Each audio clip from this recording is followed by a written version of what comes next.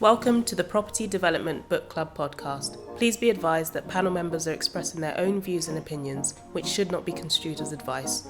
The audience must carry out their own research and consult an appointed professional for advice. Hello everyone, and today I'm joined by an amazing panel, and we're here to talk about how commercial and residential developments can work better together. I'm your host for today. I'm ADEWOLE. I'm a Senior Development Manager, Chartered Surveyor. I'm also the founder of ADEMOLAKE, who is sponsoring this season's of the Property Development Book Club. So, firstly, Hugh, can you please introduce yourself, and we'll go around this way. So over to you, Hugh. Hi there, I'm Hugh McEwen. I'm an architect. In our firm, we specialise in working with a 50-50 split of public and private clients. Perfect. I'm HATTIE, WALKER-ARNOTT. I'm a chartered surveyor by background, used to work in commercial investment and development, and I'm now working in a prop tech startup. My name is Paul Chidi MODU. I'm an investment surveyor advising private clients on the acquisition of and disposal of commercial real estate across the UK and Europe. I am KAZIM AFOLABI. I work across arranging financing for developers, property companies, or any clients who need money to be able to fund whatever they want to do in real estate. I am AJAYI. I'm a chartered quantity surveyor, regional director at Chorus. We work with residential as well as commercial clients, helping them to realise their projects, bring them to completion. Perfect, and thank you all for your introductions. So now just going to dive straight into the first question. As everyone knows, a lot of the developments that are within the UK are mixed use, so there will be an element of residential as well as commercial. And this whole conversation today is just to expand on it and as to whether mixed use development works or whether there's a new way of doing things. So the first question I want to project to Paul. The question is, do you think mixed use developments are better than single use developments? And single use, I mean, is wholly residential, wholly commercial, wholly office, etc. What do you think about that? Okay, cool. When I think mixed use developments, I think first from a vertical, which is your retail on the ground floor and your resi uppers, and it could also be horizontal. And I think mixed use developments where it's expressed across different buildings, so that could be your office space, that could be your retail, your storage space, all sorts of things put together in one development. Now, to your question on do I think it's better, I think we have no choice now. I think we're in an environment and a space now where we want choice. We want the ability to think about the different options on our doorsteps.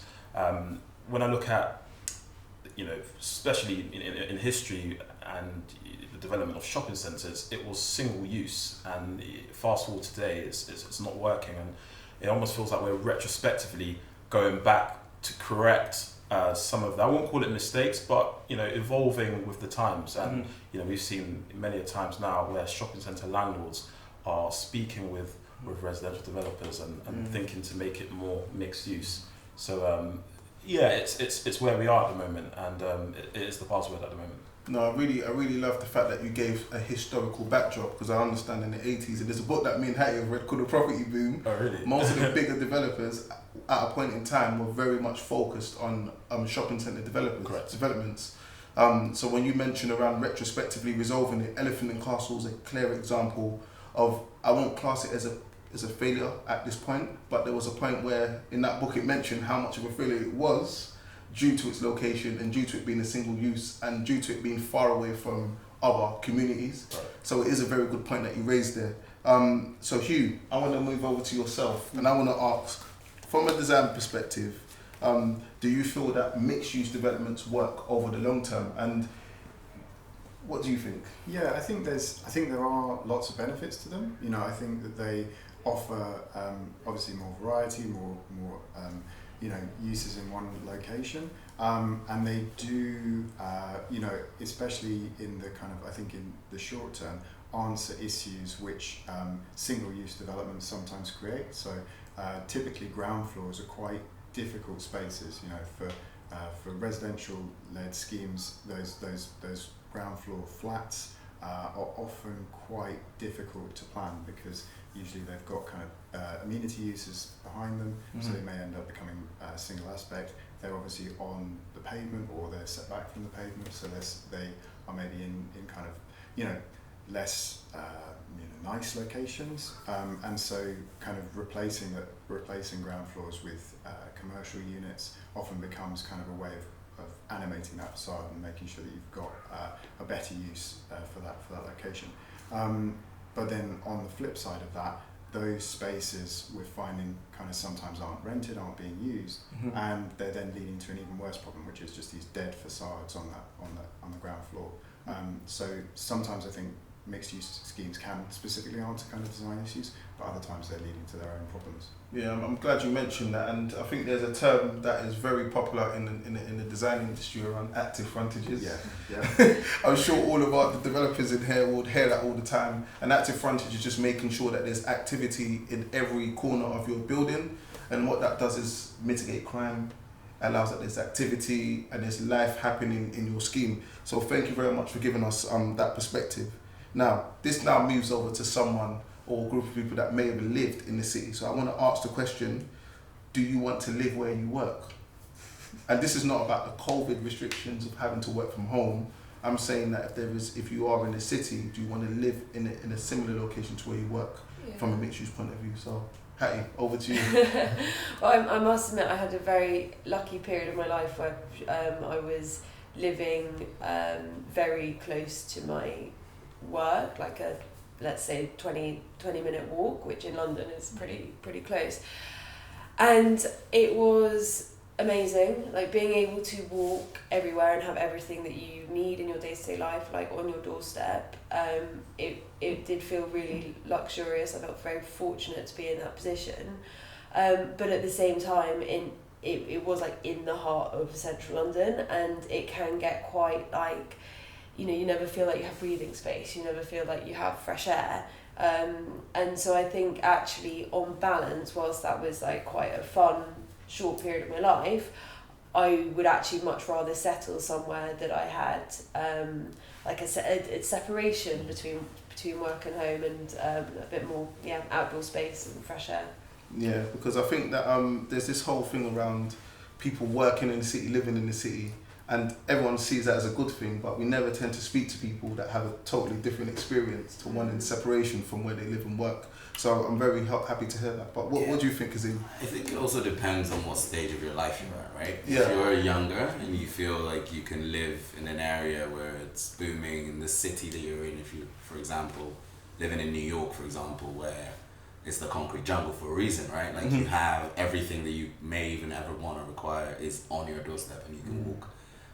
If you then go later down in your life where you maybe you have kids and you're now what's now important to you is where the kids go to school, or where the community centers are, so that you can build your hub, then it becomes less important, right? And it becomes more important to have space and outdoor space and larger areas so that you can live, and in some cases, if you then have a workplace that is close to that, that's actually more positive.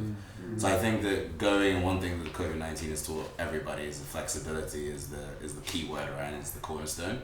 So if you have flexibility to be able to work from wherever you are, and you can do your hub in terms of whether your kids go to school, or where your side hustles are, whatever it is that your daily interactions are.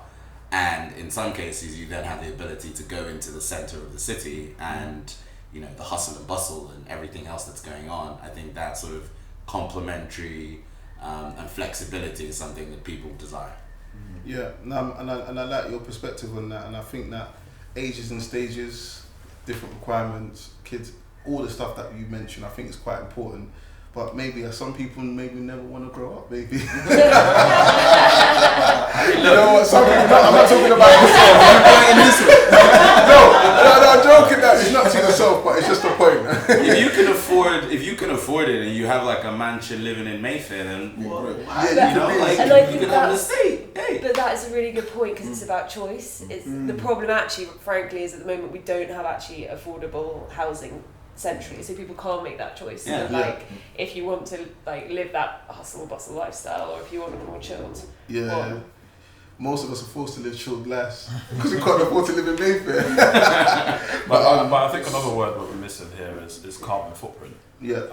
The idea that we're not utilising other modes of transport. We're actually walking or cycling to our workplace. So the reason why we're also seeing big BTR schemes at the heart of and BTR stands for Built to Rent. Built to Rent. Perfect. The reason why we're seeing big BTR schemes popping up at prominent locations is because of that working, living and playing within a close confinement, and it enables people to walk to work and enjoy the fresh air and also play and meet up with different people. So I see a lot of positives with it. Otherwise we will be relying on driving to work, which again, when we're thinking about some of our carbon emission goals, that's obviously at odds to it. And we're seeing Sadiq Khan implementing ULEZ and wanting to expand it. So I would prefer actually to live in places where I can walk to work rather than driving to it. Obviously the definition of going to work is slightly changed as well. So yes, COVID kind of accelerated it, but I think it goes more to Kazim's point. You know, people more so want the local amenities around them. If you are going to work, you probably want, I know a number of big firms are looking at satellite offices now. So rather than just having everyone coming to central London, you know, you've got satellite offices near where you work. So where you work is now being redefined, so it doesn't actually mean central London. So as long as you have those local amenities, etc. I think that's more important now, more so than being sat at work, because you know, you might only be going in 2 days a week, rather than, you know, how you did previously. So I think on the topic of offices and housing, as Kazim has kindly segued us into that direction, Kazim, this next question is for you. So if office demand decreases, will more offices convert to residential, and what is your view on that? I think it's actually similar. The answer I'll give is similar to the previous question. I think the flexibility is becoming more and more important, and it's clear that there's a shortage of housing in the UK, in London, right? How do you plug that gap? Over the last year or so, 18 months at least, the thesis around offices has flipped and flopped, and depending on what side of the coin you're at, you know, some people and some strategies and funds that we work with have said, you know what, we're going to buy regional offices or offices around because we believe that there's going to be a displacement of people and funders and people who are thinking, you know what, I'm not going back to the office, tech firms who are, you know, going to work from home, and people, there's going to be a discount to be able to purchase these offices in the next 5 years. The thesis is that actually these buildings you can repurpose into whatever you want. So having the freehold, having the real estate at your disposal, you can convert that to whatever the flavor of that month is, and then you can sell it at a cap rate of, you know, pure displacement, and you essentially shrink that investment period. And you're seeing it not just in resi and commercial, you're seeing it across pretty much every asset class. You look at the boom of industrial over the last sort of 10 years, right? Industrial, everybody used to think that, you know, it's the boring surveyor guys who are industrial surveyors. But look, I mean, these are literally the hottest tickets guys at the moment, right? And guys and girls. And so I think that the ability to adapt, the ability to be flexible with the spaces that you can create, whether it be commercial to resi and vice versa, whether it be last mile logistics, whether it be the booming asset class at the moment, which offices, for example, life sciences, they've just created a new asset class, whereas it's just an office with a wet lab, right? And you see yield compression happening because of that flavor changing. So I think that developers and the ability, and depending on where you are, you need to be able to be flexible. Obviously in different zones, planning and your change of use needs to essentially reflect that. And so I think that as councils are growing and as people are getting more educated and spaces are becoming less defined, the importance is for us to be nimble and adapt to where there's a housing shortage, we have excess of commercial space. You know, the onus is really on the councils to be able to say, look, we have this space that we can make it easier for you guys to change your use and plug that gap, and we can adapt as we go along to be able to plug the gap where the demand requires. And I like the fact that you mentioned the planning case for it, because I know that both Hattie and Paul, I think you guys, when we spoke separately, there was a talk around the whole permitted development element that came out last year. And if I don't know if either of you are comfortable just explaining, because I've got it done, I've got the key headways, it needs to have been vacant for 3 months, yeah? And you can only convert 1,500 square meters, yeah? To change it from office to residential. So my question then is, in both of your views, are you seeing or have you seen a large uptake of people converting offices to residential? I can answer that one. So Yeah. I think what you just explained is the recent changes that took place in August 2021. Yeah. So prior to that, the ability to convert office to residential, it was limitless. So it wasn't 1,500 square meters. It was whatever. Now since then, to your answer, that market is dead. Under permitted development rights, because 1,500 square meters, I've got clients who tell me we just can't make it work. Ideally, they wanted 50,000 square feet office buildings to be able to do that. Now, partly I do understand why the government has actually put those restrictions in place. Largely the qualities and the standards of offices which have been converted into residential were often subpar, and they had to do something about it. Another thing was the fact that the loss of employment use in some boroughs was so significant that you've lost a whole generation of Council tax income. a lot of things. Business rates. Yeah. Correct.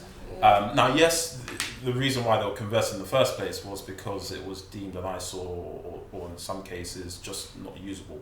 But in other cases, there were tenants in there, but the value of resi stacked up more than the existing commercial use. Yeah.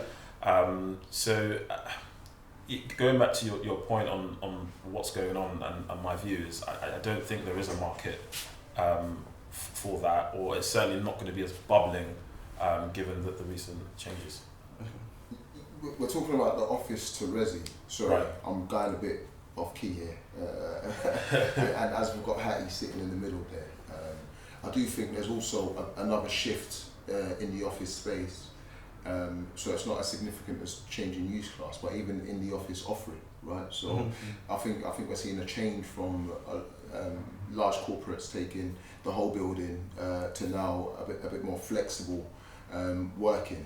We've seen the re-rise of WeWork. So, Hi, do you just want to talk on where you're seeing that in the office space? So, sorry, I know it's a detail. No, that's fine. It's helpful. Yeah, no, it's interesting. So what we actually have seen is that there is still, for when teams are getting together, it is still demand for Central London, because no matter what, people have moved out, are actually more dispersed than they were previously, and therefore if you want to get 20 people together, it is still most logical to be in Central London. Where there is an increase and definitely a new market is in the local workspace world. So some of these sort of empty units at the bottom of resi, I do expect will be converted to workspaces. Yeah. So people can just drop down from their flat and just be in a different environment and be around a couple of different people, and just adds a nicer kind of rhythm to your work day. I agree. Yeah. So we are seeing that. There's some problems there though in terms of who actually pays for that, because a lot of individuals don't want to pay for their Service charges. Yeah. They don't want to pay more. Yeah, exactly. So I think that's something that is starting to it's starting to work itself out. Is that more so because I've got an office and I can work from the office, therefore I don't want to pay for supplementary office space that Through your has to come personal out my own means, pocket? Yeah, and it's the psychology. It's that your company pays for your office, right? Is how it feels it should be. So unless people have some companies have given individuals budgets of £300 a month, say, and then they can go, which is actually working quite well. But it's very bitty and ad hoc. So I think it needs to, No, that is helpful, because I remember I was working on a development which was for private rent, 100% private rent, and in short we were considering whether we have a residence lounge. so that residents can use it as a flexible workspace. But whether that's going to happen or not is a totally different question, because of the management implications. Means that you've got insurance, you've got people that can let friends in. There's all types of stuff that you just need to consider. So it's not something that you can just add on to a development. It's something that you have to think about from the beginning, because just because I think it works, when you get a company that's going to manage that asset over the long term, it may create many logistical challenges for them managing that, and then apportioning service charge to the people that actually use it versus the people that don't. That is where it gets complicated, and I haven't seen many answers to that type of issue at the moment. But out of interest, what was the alternative? So the alternative is that you just have A3. Right. Simple. Just a standard retail on the ground floors. Right. Okay. And then maybe and have a smaller residence lounge where people can sit down, maybe say hello to friends and leave. But that whole working from the ground floor, that element, I don't believe. The case probably doesn't stack up strongly. Right. Yeah. I have a slightly different view, and sorry to drag on this point. Yeah. I was inspecting a West End building. It was about £40-50 million, and we were on the ground floor. And one of the discussions were, do we put a gym in there or do we put a workspace? And for the first time, we were actually nudging towards a workspace rather than a gym, because the gym has always been a nice thing to have, but in practice, it probably didn't have the facilities as in comparison to a proper gym. And so people would say they want a gym, but then at any given time there's probably only one or two people actually using it. And so for the first time, actually, we were swaying towards workspaces, largely because we think people want them, and it's something now that we're in advanced stages of that, and we're looking to implement that now. Yeah. To what extent though does it just come back to how much it costs versus how much revenue? Like just pure financial decision. Like you can make X rent on workspace versus Y on gym. Well, I think I'm not looking at it from a revenue perspective. The reason being is it's an additional perk. Same reason that it's not a gym operator that's coming in. It's just literally treadmills and part of your service. Yeah, it's part of your service charge. Correct. So if it was a gym operator, then it's a slightly different matter, and of course you can then compare it to, do you put co-working operator in there as well? But this is simply comparing treadmills and a few desks and some plugs. Because just on that point, I'm glad that you raised that. I know that you mentioned in central London, that case may not be applicable in outer parts of London. Because sometimes when we look at this whole mixed use question, we see that it works well in certain locations, but it doesn't work well in other locations. But hopefully that will be part of the questions that we're going to get to shortly. But the next question I have today is, this is mainly for Hugh, because Hugh would be the architect or the award-winning architect that will basically look at a scheme from Reba Stage 0 and try to establish a business case as to what form of development should take place in the location. So the question I have for you, Hugh, is, based on what you know of the market today, what combination of uses do you feel mix well together in today's market? Yeah, I think this kind of comes back to my earlier kind of point about these dead ground floors as well, is that actually having something that has a lot more kind of amenity value could be, I think, a much more positive use for those spaces, because I think, we are seeing, challenging retail environments. We're seeing the kind of, ongoing problems on the high street. And I think that, to kind of keep going down that route is really difficult.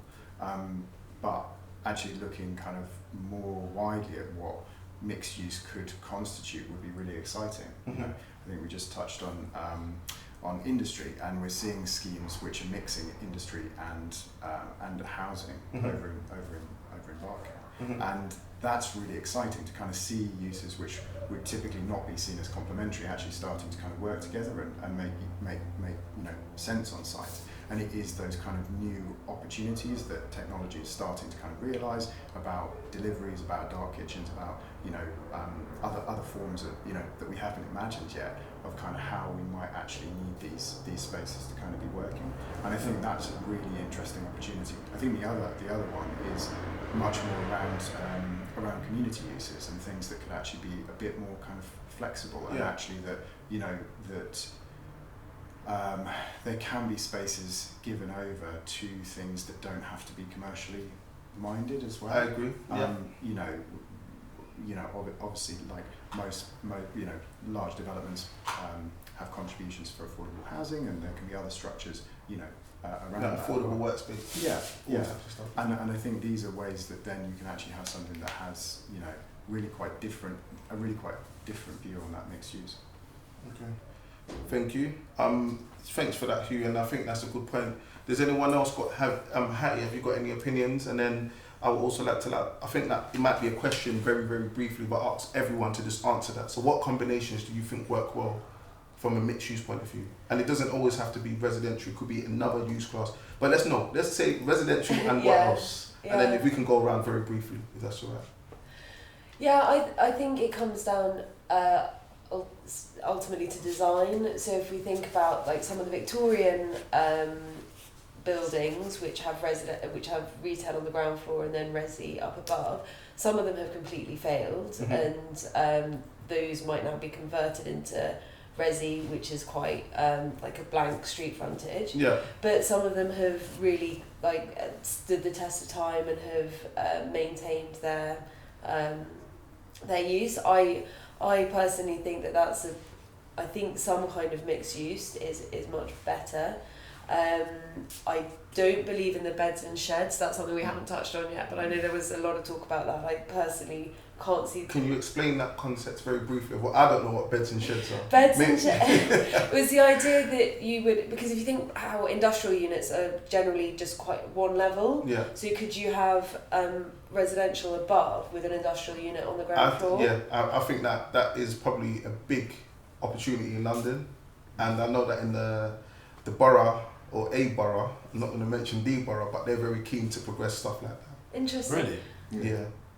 Yeah. Because we have, at the moment, you have to always remember that we are COVID has done something for Amazon, as everyone can appreciate. Yeah. And whatever it's done for Amazon has meant that there is a need for industrial space, and I think everyone appreciates that. So I think because of that whole beds and sheds, it creates an opportunity for people to have transport hubs in communities. Yeah, and that actually comes to your point of sustainability as well. But again, they just have to be so thoughtfully designed, because you don't want to be like with your pram taking your baby into a building. Van comes in.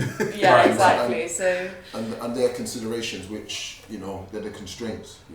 Transport, noise, the big vibration coming around where we're in a really residential area. So there's challenges, but I know that there are a number of developers who are. But just as a heads up to everyone, I think Amazon are very keen to study this particular point, just for your information. I won't go into too much detail. When the camera cuts off, I'll explain to you what they're doing. Hopefully you enjoyed. Actually, I know you've enjoyed what you're watching. So please like, share and subscribe. I'm ADEMOLAKE, founder at ADEWOLE, which specialises in property development and development management. We are sponsoring the first season of the Property Development Book Club podcast, which will be out on all platforms soon.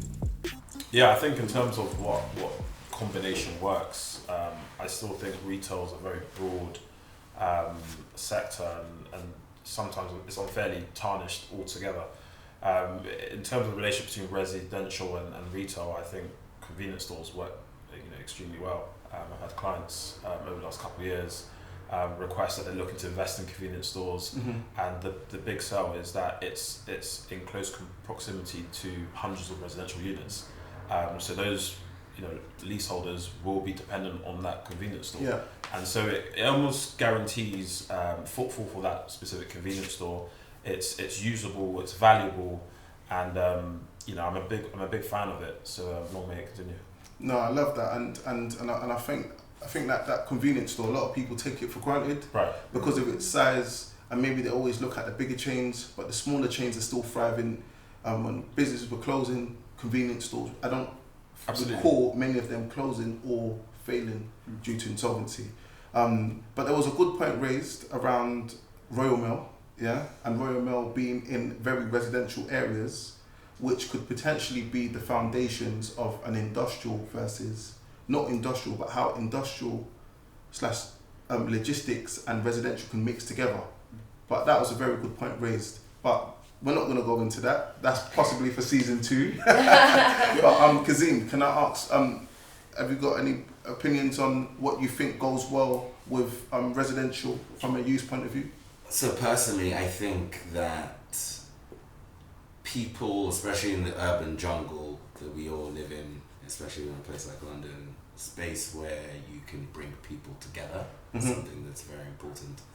And so where you could have some sort of, whether it's a community space, I don't know, again, not suggesting that you have like a youth center or something, but a space that people can come and essentially just get together, and whether that becomes whether it's a gym, I think Paul, you mentioned earlier, that's something that's positive, or some sort of cards, some space that people can get together, whatever that is, whether not so much pubs, but whether people can come together and socialize, then it gives them a space as a community to come together and be together with, whether it's children or themselves, I think will be a nice complement to the residential space. You know what's interesting? This is the most commercial panel we've had, and everyone's response very much lends itself to like the social interaction, and I'm sure that would be influenced by what the years that we've experienced because of COVID and the need for us wanting to be around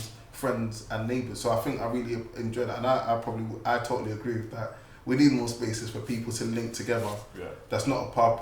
And it could be just a place where you can play cards, as you just mentioned. I like that. So over to you, Waya. Could you just give your views on that? Yeah, I won't be boring and just totally agree with what Kazim said. I've seen examples working more recently with, the build-to-rent providers, and it's interesting how a number of them, and one in particular who's taken quite a bold move, which is to fit out a lot of their space to a very high standard.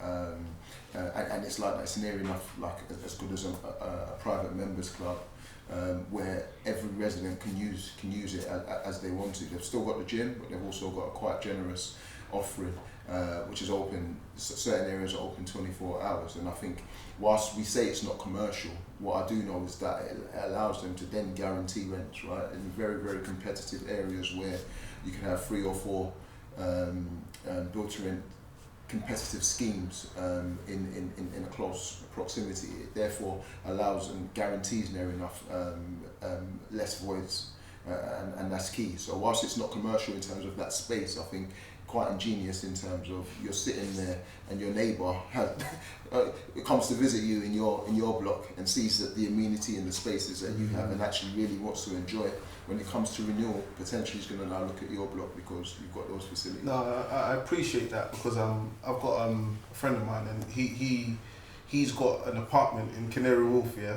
and he's paid a ridiculous amount of money a month on it, yeah. And I said, how is it like living there? And he said the engagement and the level of people he deals with in his building is quite significant. So when you think about what you just mentioned around kitting out a ground floor area for residents' benefit, so one of the projects I manage is we are trying to make it into a private rented scheme, and I've got a number of them. In short, we've got maybe 4 or 5 providers in the local area, one of which is, what's the big build-to-rent company? I can't remember the name, but they've got a scheme that's got Asda underneath it, and they've got a gym and a residence area. Now, when you look at that point you mentioned around selection, a resident wanting to select somewhere, they don't care if it's new or not. They will care about how is the living experience there from the ground floor. What can I do on the ground floor? Go to my flat. Can I bring friends downstairs? Now, my friend mentioned to me that in his development in Canary Wharf, he said to me that he can have a party, and it's got a kitchen there that is specced out. So it's quite spectacular. So I feel that this whole sharing economy of a concept is now transcending into the real estate industry, I would say. And I think that is, if I was younger, without children and my 2 beautiful daughters, yeah, I would love to live in a build-to-rent scheme for the network you build and the relationship you can build with others as well. So I really appreciate your responses on that. I think we've got some good responses. And there's a whole industry, right? It's co-living. There's a whole sector now. Yeah. Exactly.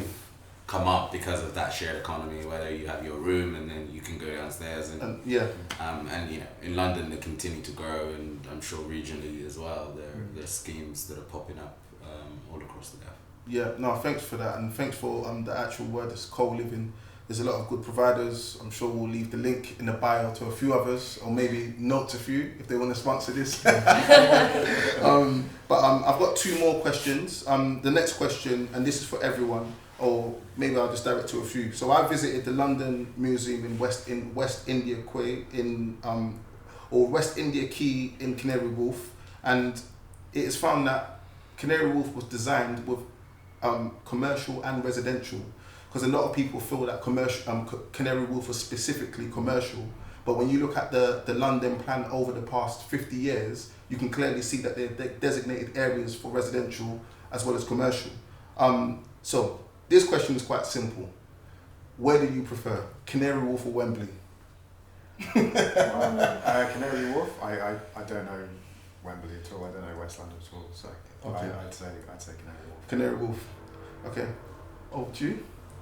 Oh yeah, I think I completely torn. I think I would say Canary Wharf. Being on the river to me is amazing, but that's about it. I'm from East London, so it's got to be Canary Wharf. Diversity, Wembley. I mean, it's the biggest stadium, one of the most iconic buildings in the world. You've got plenty of North London universities that are around there as well, and so I think that Wembley is and great transport links too into wherever you want to go. So I have to say Wembley. Yeah, also an East boy, so I'd say Canary Wharf. Unfortunately, Arsenal aren't making it to Wembley. They're right now, so Canary Wharf for me. And I think just in from my perspective, I would definitely pick Wembley. I am an East London boy, born and bred. But one of the reasons I like Wembley from a mixed use point of view is that you've got an attraction, that is quite significant. You've got residential where people have privacy, and you've got commercial, and that mixes together. So you can work, play, and whatever else people do is it's got everything you need there. Whereas when I've gone to Wembley on a weekend, it still feels like a place. Still buzzing. Yeah. Whereas Canary Wharf on a weekend. Okay, that's what I wanted to add to your question. Yeah. Was that the vision of Canary Wharf is something I definitely believe in. Yeah. So yes, the very foundations of which it was developed was financial services led, and again, it's a reflection of its times, and maybe on reflection, it was an oversight not to think about either the night economy or certain things to do after 5 p.m. because certainly after your bankers have gone from working, it was a dead zone. And so, but I believe in its vision now, which is to diversify it, and they've got Wood Wolf, which is a development scheme which is currently being built out as we speak, which addresses that issue, which is the combination of commercial and residential districts, and kind of fusing them together to create a good cocktail. So yeah, I like that. So I'm just going to ask this question before I move on to my final one. All right, Canary Wharf or O2? What is it? What if the O2 still exists? All right, Greenwich Peninsula then. But then I think the problem with there it's I'd say to go back to this idea of like it's one thing and then it starts becoming something else. Somewhere like Stratford that was kind of culturally led. It was about the Olympics and then or around Westfield. And then has turned into a more residential area that's providing serviced offices, etc. I think those sorts of things really work. So I think it's really about getting that mix right. Yeah. So what was that then? O2? I'll stick with Canary Wharf. Yeah, I would stick. It's the river for me. It's the river. Yeah, I don't think you can compare, so I'm still sticking with Canary Wharf. I'll go with Canary Wharf. Still Canary Wharf. Canary Wharf as well. Consensus. Consensus. I'll definitely go with Canary Wharf because I think O2. I feel that from a design point of view, it felt like I was in a movie. Like when you go to I don't know if anyone's been to the Warner Brothers studios and you go to different films. It's like the design is so piecemeal it's scary how different each character of that area is. Yeah, I think it's different landowners, isn't it? You know, whereas Yeah, some of those correct. bigger developments, Yeah. they are one landowner, or at least they're one planning provider as well. Yeah. So Yeah.